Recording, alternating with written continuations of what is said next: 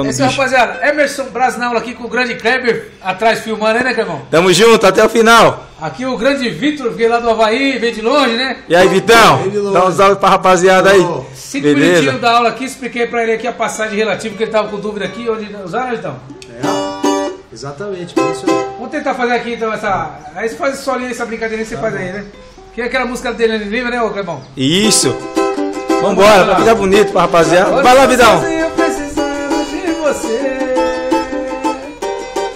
E você não está por perto pra poder me ajudar.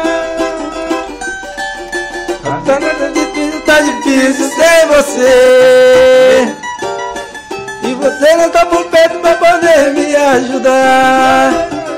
Vamos lá. Foi sem querer que derramei toda emoção. Dererê. Veio me pedir perdão, perdeu a paixão. Vai? Esqueceu? Não sei você. Dererê. Meu coração. Agora estou sozinha precisando de você. E você não tá por perto pra poder me ajudar.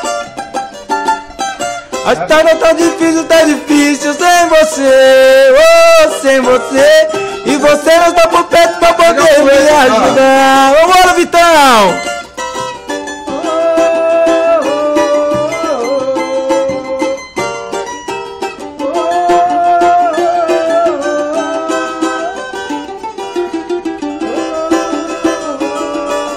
Isso. Agora no improviso, é tudo de improviso aí. Pra terminar a fome não. É isso aí, rapaziada. Beleza.